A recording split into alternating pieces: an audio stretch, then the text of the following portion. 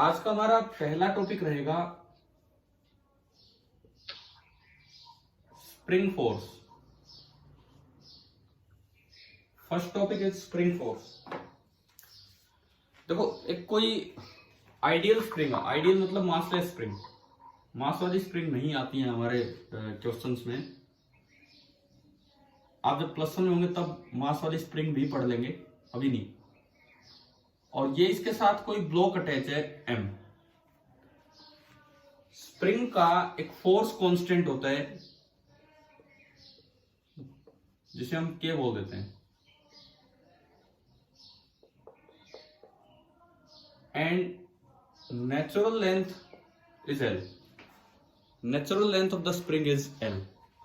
Natural length का मतलब है कि अभी स्प्रिंग कोई फोर्स नहीं लगा रही होगी, लेकिन अगर आप इसको थोड़ा एक्सटेंड या कंप्रेस करते हैं, सपोज मैं इसको x एक्सटेंड कर लेगा,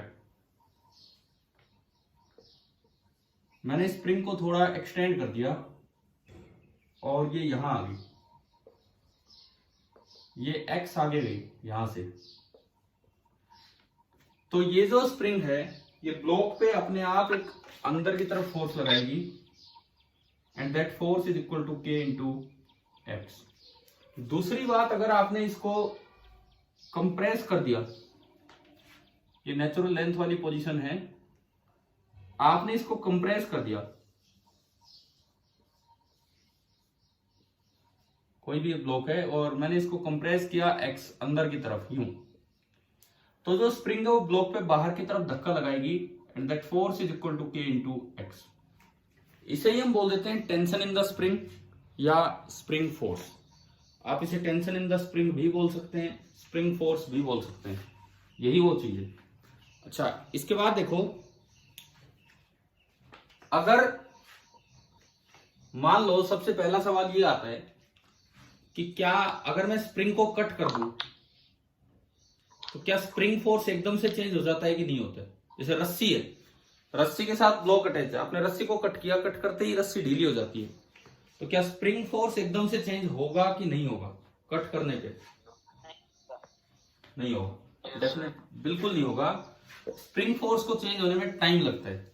जैसे मान लीजिए इस तरह के मैं दो सवाल लूं,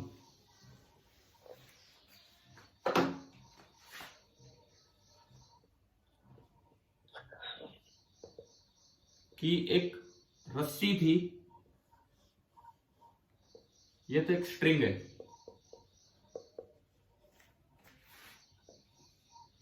और ये एक स्प्रिंग है।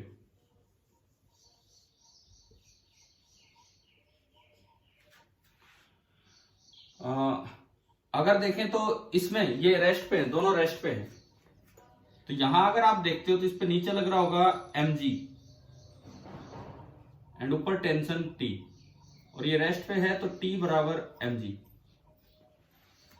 इसमें अगर आप देखते हो तो इसमें कुछ एक्सटेंशन हो चुका होगा, x एक्सटेंशन नेचुरल लेंथ से, नेचुरल लेंथ इसकी L है, तो अगर इस पे देखें तो नीचे लगेगा mg एंड ऊपर लग रहा होगा spring force that is k into x, और यहां भी इक्वेशन बनेगी kx is equal to mg। अब मान लो मैंने बीच से, बिल्कुल बीच से इसको कट कर दिया, बिल्कुल बीच से जहां आधी लेंथ होती है वहां पे मैंने इसको कैंची से काट दिया, एक बार इसको काटा और एक बार इसको काट दिया, जहां भी हाफ लेंथ होगी वहां से।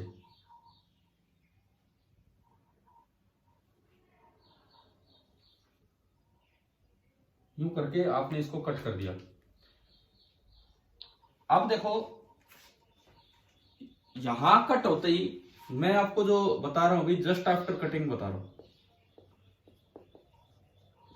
जस्ट आफ्टर कटिंग की क्या होगा। जस्ट आफ्टर कटिंग इधर क्या होगा, देखिए इधर कट होते ही टेंशन अचानक जीरो हो जाएगी और इस पे एक ही फोर्स बचेगा नीचे, ओनली कौन सा बचेगा, कौन सा बचेगा, mg। तो ये जो ब्लॉक है, ये जो ब्लॉक है आफ्टर कटिंग इस पे एक ही फोर्स है, तो फ्री फॉल स्टार्ट हो जाएगा, and just after cutting acceleration इसका कितना हो जाएगा, g। Just after cutting acceleration हो गया जी। इधर देखो क्या होगा, ये वाला केस इंपॉर्टेंट है। आपने इसको बिल्कुल बीच से काटा, पूरी लेंथ कितनी है, पूरी लेंथ L प्लस एक्स, और आपने इसको बीच से काट दिया तो ऊपर वाली लेंथ भी बची L plus x by to, and cut होने के बाद यहां से लेके नीचे वाली लेंथ भी बची L plus x by to, यानी कि L by two plus x by to, ये लेंथ बची। तो जो कट होने के बाद का जो डायग्राम बनेगा, कट होने के बाद का जो डायग्राम बनेगा उसको आप देखिए। जहां से स्प्रिंग कटी है जस्ट आफ्टर कटिंग, वो ये डायग्राम बचा, और ये लेंथ बची है L by two plus x by two, mass पूरा m है। देखो नीचे तो फोर्स अभी भी पूरा पूरा mg लग रहा है, नीचे तो फोर्स अभी भी पूरा पूरा mg लग रहा है। ऊपर इस पार्ट में x एक्सटेंशन है कि x बाई टू एक्सटेंशन है? जो स्प्रिंग ब्लॉक के साथ अटैच है उसमें एक्सटेंशन x है कि x बाई टू है, बताओ। अरे बोलो, जवाब दो। जो स्प्रिंग का पार्ट ब्लॉक के साथ अटैच है उसमें एक्सटेंशन x बाई टू है कि x है? x by two. तो स्प्रिंग फोर्स का फॉर्मूला होता है k into x by to. तो स्प्रिंग फोर्स जीरो होगा या आधा रहेगा या पूरा रहेगा? यहां कट होने के बाद स्प्रिंग फोर्स जीरो हो जाएगा या आधा रहेगा या पूरा रहेगा, बताएं।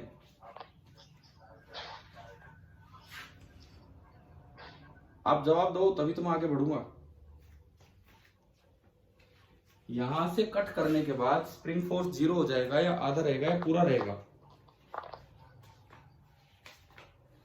आधा। नहीं, अब इसमें गलती कर रहे हो आप, सुनो।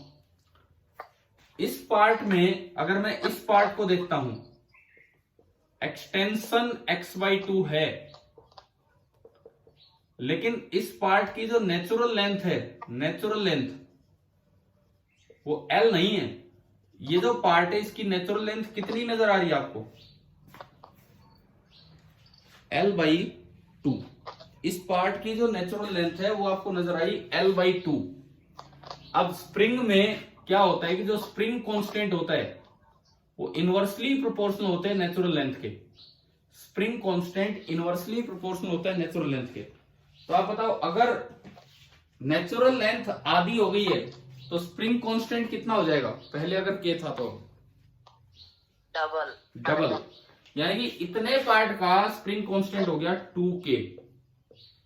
इतने पार्ट का स्प्रिंग कांस्टेंट हो गया 2k। अब देखो जो नया स्प्रिंग फोर्स ऊपर लगेगा Fs डैश, नया स्प्रिंग फोर्स जो ऊपर लगेगा Fs डैश कितना होगा? नया spring constant 2k into extension, और एक्सटेंशन है x बाई टू, 2 से 2 कैंसिल, कितना है k इंटू एक्स। आप बताओ क्या स्प्रिंग फोर्स चेंज हुआ है? क्या स्प्रिंग फोर्स चेंज हुआ? पहले जितना था उतना ही अब आ रहा है। तो पहले जब के एक्स एम जी के बराबर था तो ये तो अब भी बैलेंस कर रहा होगा, यानी कि जस्ट आफ्टर कटिंग इसमें एक्सेलरेशन कितनी होगी? जीरो। क्या ये पार्ट, ये पॉइंट समझ में आ गया आप सभी को? Yes sir. देखो, एक तो इसमें ये प्रूव हो रहा है कि स्प्रिंग फोर्स सडनली चेंज नहीं होता है। चाहे नेचुरल लेंथ आधी होगी हो, चाहे एक्सटेंशन आधा हो गया हो, लेकिन स्प्रिंग फोर्स एकदम से चेंज नहीं होगा। अगर वो पहले kx था तो अभी kx रहेगा। दूसरी बात, कुछ देर बाद चेंज हो जाएगा, स्प्रिंग अपनी नेचुरल लेंथ में आ जाएगी, बात अलग है। बाद में कट करने के बाद कुछ देर बाद हो जाएगा, लेकिन अभी जस्ट आफ्टर कटिंग इसकी एक्सेलरेशन रहेगी जीरो। तो ये बताओ कि स्प्रिंग फोर्स वाला काम समझ में आ गया कि नहीं? टेंशन इन द स्प्रिंग इसे ही बोल देते हैं। एक क्वेश्चन लेते हैं।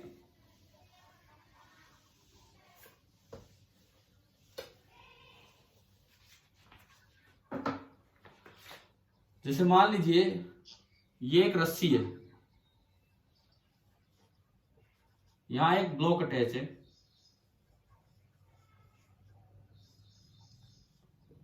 और ये एक और m है, और ये सिस्टम अभी रेस्ट पे है।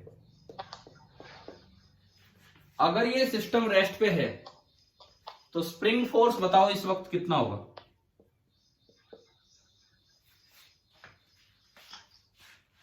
कितना होगा बताओ स्प्रिंग फोर्स? अगर ये सिस्टम रेस्ट पे है, अभी मैं कट नहीं कर रहा हूं, स्प्रिंग फोर्स आप बताइए कितना होगा?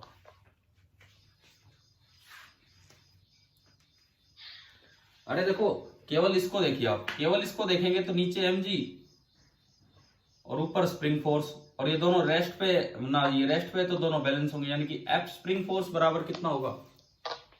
mg। अब आप बताओ रस्सी में टेंशन कितनी है ऊपर, रोप में टेंशन कितनी है ये बताओ। इसका एफबीडी देखो, इसका एफबीडी, ऊपर फोर्स है टेंशन, नीचे एक तो इसका वेट, और एक रस्सी अपनी तरफ खींच रही होगी, सॉरी स्प्रिंग एक्सटेंडेड है तो स्प्रिंग दोनों को अंदर की तरफ पुल करेगी, तो स्प्रिंग फोर्स जो एफ स्प्रिंग है वो तो mg है ही। एक mg स्प्रिंग ने लगाया, एक mg इसने, तो जो टेंशन होगी वो फिलहाल कितनी होगी यहां? 2mg। आप ये बताओ क्या ये यहां तक बिफोर कटिंग की आपको चीजें समझ में आ गई है? Yes sir. बिफोर कटिंग हमें ये पता लगा कि ऊपर रस्सी में टेंशन है 2mg और नीचे जो स्प्रिंग में फोर्स है, एक्सटेंशन फोर्स, वो mg है। अच्छा, अब सवाल मेरा ये है कि मैंने ऊपर वाली स्ट्रिंग को कट किया,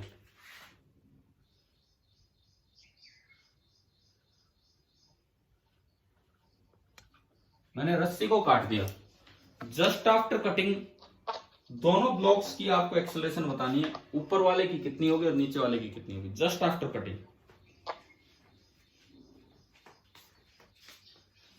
सवाल यह है कि find the acceleration of both the blocks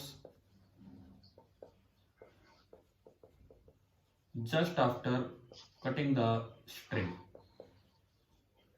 ऊपर वाले की 2g, नीचे वाले की 0। हाँ बिल्कुल सही आंसर है। देखो ऊपर वाले जैसे आप इसको काटोगे टेंशन जीरो हो जाएगी, काटते ही टेंशन जीरो, लेकिन ये दोनों फोर्स चेंज नहीं होने, वेट तो चेंज होना ही नहीं और स्प्रिंग फोर्स भी एकदम चेंज नहीं होगा। तो इस पे देखते हैं, तो नीचे फोर्स 2mg हो गया, और अगर 2mg फोर्स है डिवाइड बाई मास करोगे तो जो एक्सेलरेशन आएगी, इसकी एक्सेलरेशन नीचे की तरफ जस्ट आफ्टर कटिंग कितनी हो जाएगी? 2g। अगर आप इसको देखते हो नीचे वाले को, ना तो वेट चेंज होना ना स्प्रिंग फोर्स एकदम चेंज होना, तो अभी भी वो उतना ही रहेगा, यानी कि नीचे वाले की एक्सेलरेशन जस्ट आफ्टर कटिंग कितनी रहेगी? 0। यानी कि एक्सेलरेशन ऑफ अपर ब्लॉक वो तो हो जाएगी 2g डाउनवर्ड डायरेक्शन में, and acceleration of lower block वो आपकी हो जानी है 0। अपर ब्लॉक की 2g एंड लोअर ब्लॉक की हो जानी है 0। हाँ जी बताओ, ये स्प्रिंग फोर्स वाली चीजें क्लियर होगी है कि नहीं सभी को? और कोई डाउट इसमें स्प्रिंग फोर्स में? अच्छा, एक इसमें सीरीज पैरेलल कॉम्बिनेशन और आ जाता है, वो और बता देता हूं मैं आपको।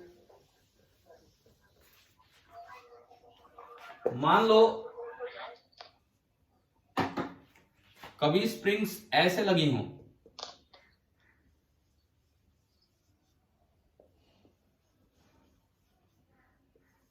और ये कोई ब्लॉक अटैच हो, इसका स्प्रिंग कांस्टेंट K और इसका भी स्प्रिंग कांस्टेंट K, या यूं कहें एक का K1 एक का K2, तो इसको एक सिंगल स्प्रिंग से रिप्लेस करके जब हम क्वेश्चन सोल्व करते हैं तो उसका K इक्विवेलेंट कितना हो जाता है कि भाई मैं अगर इन दोनों की जगह एक स्प्रिंग लगा दूं तो K इक्विवेलेंट का क्या फॉर्मूला होता है बताओ? हाँ, सीधे ऐड कर दो K1 प्लस K2 और एक स्प्रिंग से रिप्लेस कर दो और वही आगे काम चला देगा। दूसरा, अगर ऐसे आए एक स्प्रिंग K1 देन एक और स्प्रिंग K2 एंड देन उसके आगे मास m अटैच हो, अब बताओ कैसे करें? K इक्विवेलेंट क्या होता है इसमें फॉर्मूला? 1/2। हाँ, तो ये आपको याद है ना, सीरीज वाले करवा रखा है आपको पहले, 1/K1 प्लस 1/K2।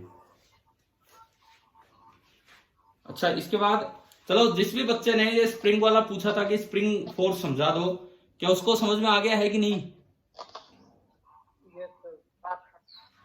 मतलब आना तो सभी को समझ में चाहिए। अब एक और सुबह सुबह जो डाउट भेजा गया था, देखो अब मैं आपको बता रहा हूं कि अगले 2-3 दिन ये डाउट क्लास की तरह चलेगा। आप जो भेजेंगे उसी तरह का कॉन्सेप्ट हम क्लास में डिस्कस कर रहे होंगे।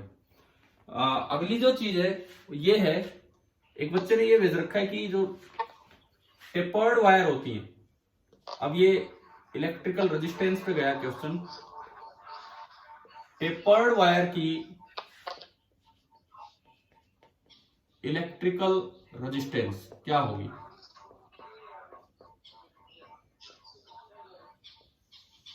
यह हमें देखना है, टेपर्ड वायर की इलेक्ट्रिकल रेजिस्टेंस क्या होगी। देखो सपोज इस तरह की कोई वायर है, ऐसे बना सकते हो, उधर से इधर, किधर भी बड़ा छोटा किस साइड भी आप ले सकते हो, उससे फर्क नहीं पड़ रहा। मान लो एक एंड पे इसका रेडियस है a और एक एंड पे इसका रेडियस है b, और जो लेंथ है दैट इज l, और जो मटेरियल की रजिस्टिविटी है दिस इज रो। तो वैसे तो हमने आपको एक फॉर्मूला बताया था, दोबारा बताता हूं कैसे आएगा वो भी बताता हूं। अगर करंट ऐसे जा रहा है तो रेजिस्टेंस का यूं तो फॉर्मूला होता था रो एल अपॉन ए, ये तो सब जानते हैं, रो एल अपॉन ए। एरिया होता है पाई आर स्क्वायर, लेकिन यहाँ पे पाई आर स्क्वायर की जगह दोनों साइड आर सेम नहीं है, तो एक साइड पहला रेजिस्टेंस और एक साइड दूसरा रेजिस्टेंस, ये ले लेना है।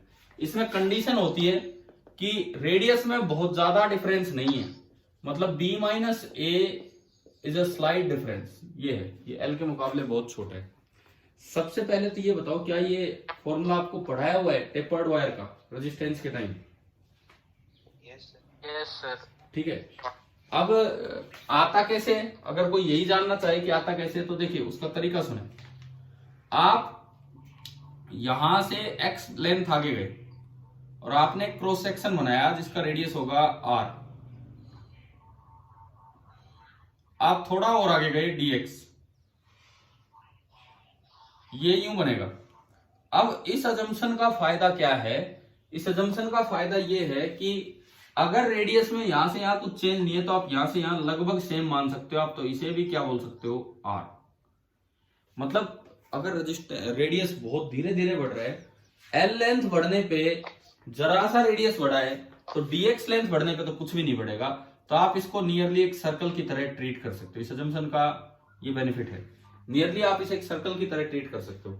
अब अगर मैं इसका रेजिस्टेंस लिखूं dr मतलब इसका छोटा सा पार्ट का रेजिस्टेंस, तो dr होगा रो इंटू l, इसकी लेंथ है dx अपॉन एरिया, और एरिया है पाई आर स्क्वायर। इसको पूरे को x में कन्वर्ट कर दो।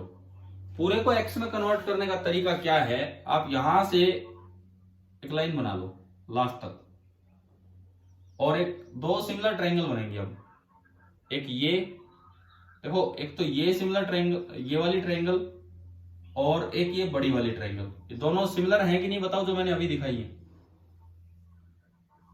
हाँ भाई, ये आ रहा है क्या समझ में? तो सिमिलर ट्रायंगल है तो साइड्स का रेशियो भी इक्वल होगा। साइड्स का रेशियो, ये x ये l, तो x by l is equal to इसकी एक साइड उसकी एक साइड, इसकी ये साइड r और उसकी ये साइड है b माइनस ए। अगर आप देखें ये a तो इतना नीचे वाला पार्ट रह गया, तो ऊपर का बचा b माइनस ए, तो r अपॉन b माइनस ए। ये इक्वेशन बताओ समझ में आई कि नहीं आई, कैसे बनाई है? ये पूरा b था, ये a था, b माइनस, तो यहां से r को हम हटाना चाह रहे हैं, तो r आ गया b minus A by L into x. तो हमने r इसमें रखा rho upon pi into r की जगह ये रख दिया b माइनस ए का whole square upon L square ऊपर गया, और एक नीचे आएगा एक्स स्क्वायर, और इसके अलावा है dx।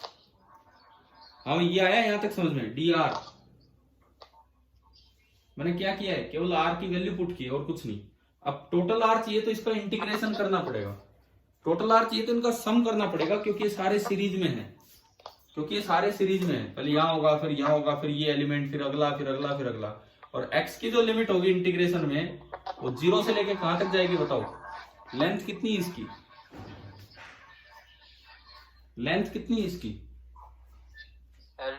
L। तो जो x की लिमिट होगी वो 0 से लेके L तक जानी है। इसके बाद देखो, आपको केवल इंटीग्रेशन करना है। आपने dr लिखा तो जो r होगा वो इसका इंटीग्रेशन होगा। dr में आपने लिखा था रो इंटू लेंथ L की जगह dx था अपॉन पाई r स्क्वायर, और r स्क्वायर की जगह आपने रखा था b माइनस ए का होल स्क्वायर एक्स स्क्वायर और L स्क्वायर ऊपर चला गया, और इसका इंटीग्रेशन। तो जो कांस्टेंट चीजें हैं, रो कांस्टेंट है, L स्क्वायर कांस्टेंट है, अपॉन पाई कांस्टेंट है, b माइनस ए का होल स्क्वायर कांस्टेंट है, और अंदर बचा 1 अपॉन एक्स स्क्वायर होता है x की पावर माइनस 2 dx, और x की लिमिट 0 to L। आप बताओ इंटीग्रेशन आता है हमें करना? हाँ भाई, इंटीग्रेशन करना आता है, ठीक है। बताइए इसका इंटीग्रेशन करोगे कि क्या बनेगा? इसका इंटीग्रेशन क्या होगा? इसका इंटीग्रेशन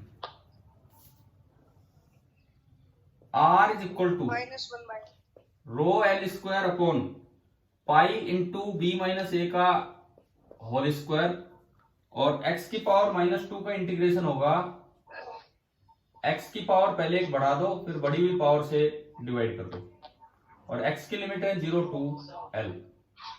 तो r बराबर rho L square upon pi into b minus ए का होल स्क्वायर इंटू ये माइनस तो मैंने बाहर निकाल लिया, और 1/x लिमिट 0 to L। इसमें तो थोड़ी सी गड़बड़ है इस तरीके से जाने में, क्योंकि जब आप लिमिट पुट करोगे तो x की जगह 0 पुट होगा, तो 1/0 तो इनफाइनाइट हो रहा है, 1/0 इज इनफाइनाइट। दोबारा देखते हैं इसको। ये हमने x लेन जाके एक एलिमेंट बना r, और हमने इक्वेशन लगाई x/L, x अपॉन उसकी पूरी लेंथ L, r अपॉन उसकी पूरी लेंथ b माइनस ए। तो यहां से मेरे पास रिलेशन आ गया r is equal to b minus A into x/L, ठीक है ये भी। उसके बाद मैंने इस पार्ट का dr लिखा, इस पार्ट का मैंने लिखा रेजिस्टेंस।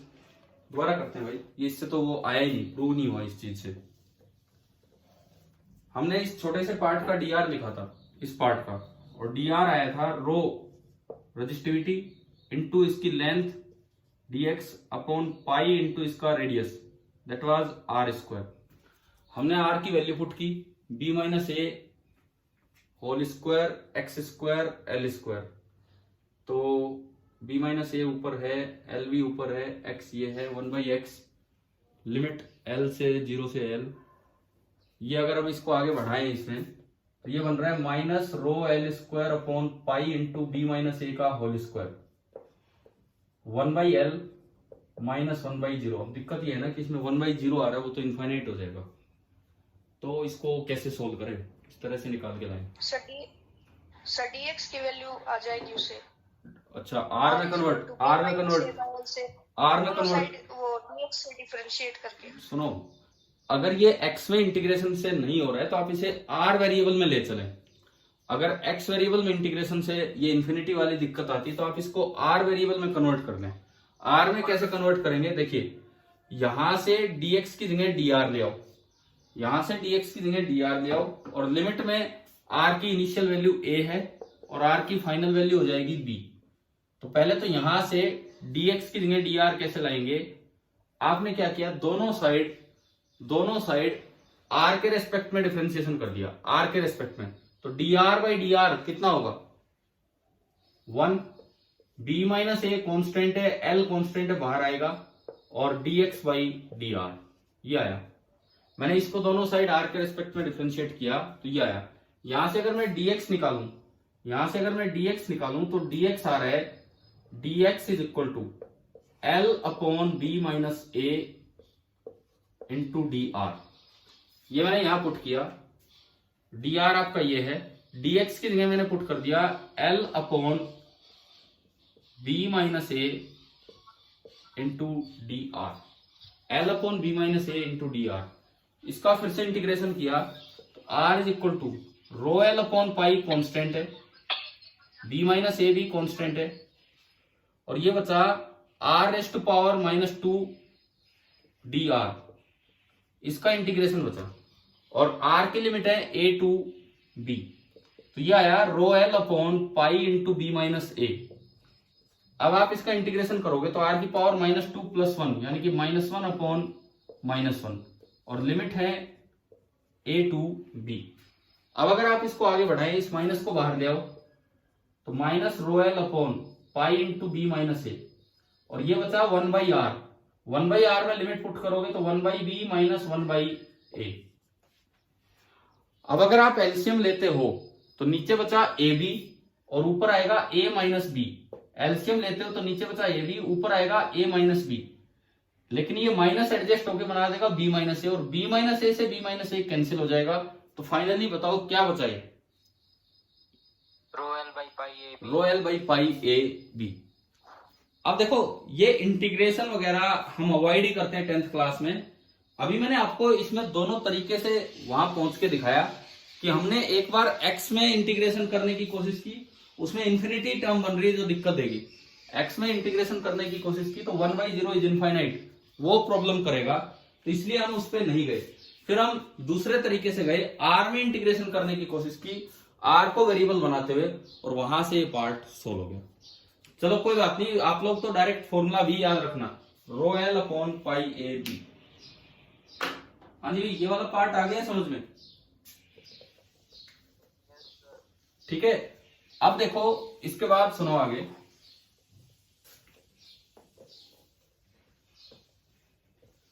अब मैं थोड़ा वर्क पावर एनर्जी की तरफ चलता हूं। जो वर्क एंड एनर्जी वाला आपका चैप्टर है,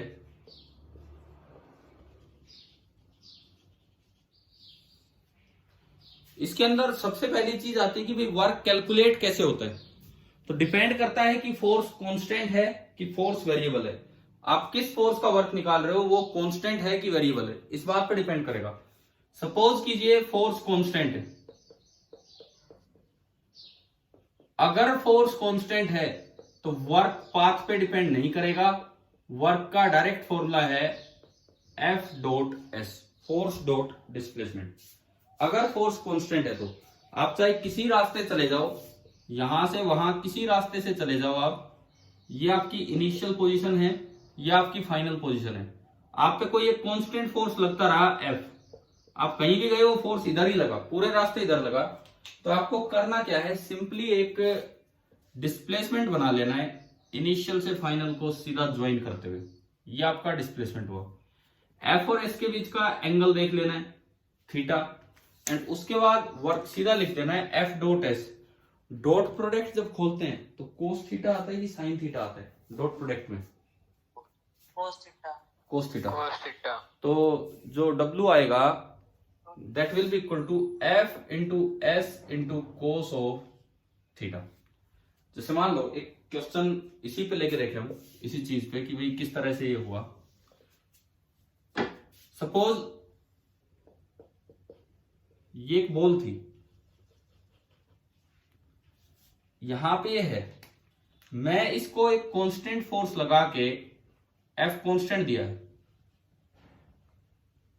और मैं इसको पुल करता रहा, लेकिन फोर्स हमेशा आगे लगता रहा, और मैं यहां तक ले आया, लास्ट तक भी फोर्स इतना ही रहा, और ये टर्न कर गया by an angle theta, length है एल। अब आपको बताना है find work done by F.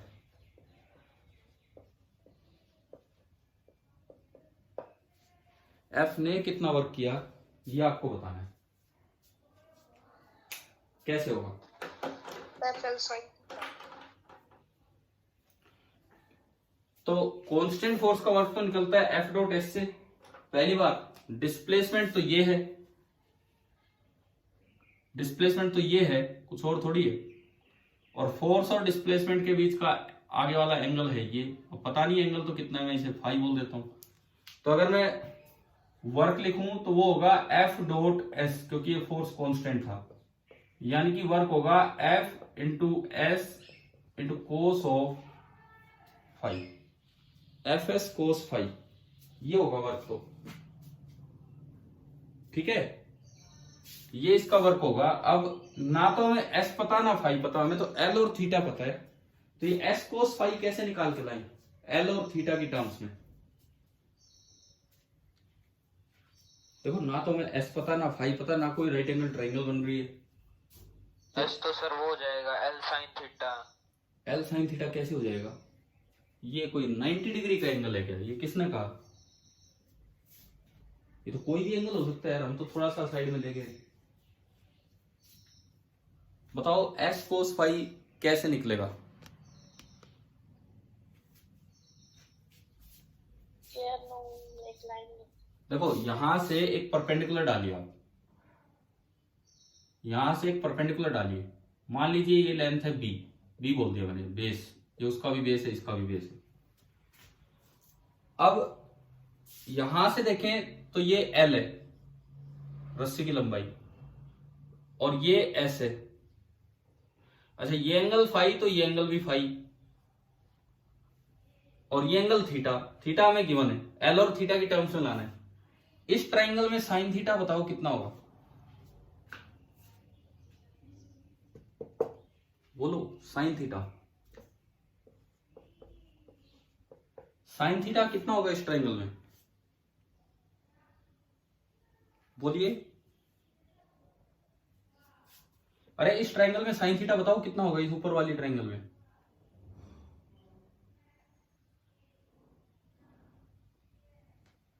क्या हो गया, कोई एक भी बच्चा जवाब नहीं दे रहा। साइन थीटा कितना होगा? परपेंडिकुलर इसके सामने ये है और अपॉन हाइपोटेन्यूज, तो B बाई L। यहां से B कितना आ गया? L sine theta. इस ट्राइंगल में कोस फाई बताओ कितना होगा? इस नीचे वाली ट्राइंगल में कोस फाई कितना होगा? B by S। तो यहां से B कितना आया? S cos phi. इन दोनों इक्वेशन से दोनों वैल्यूज B हैं तो इक्वेट होंगे, यानी कि S cos phi is equal to L sine theta.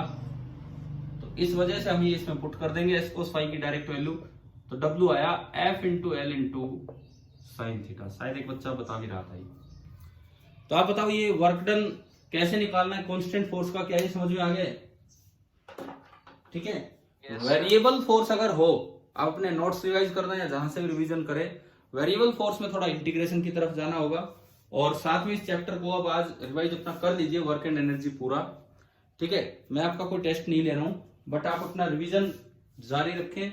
जो डाउट्स आए वो भेजना, ताकि क्लास आपकी केवल डाउट क्लास की तरह चलेंगी। मतलब मैं केवल एक क्वेश्चन नहीं, एज अ कॉन्सेप्ट उनको अगली कुछ क्लासेज में डिस्कस कर रहा हूँ। चलो ठीक है, आज का टाइम हो रहा है बस फिनिश। और अब पढ़ते रहिए, शाम तक जो भी डाउट हो भेजते रहना। ठीक है, और किसी को कुछ पूछना है तो बताओ अभी।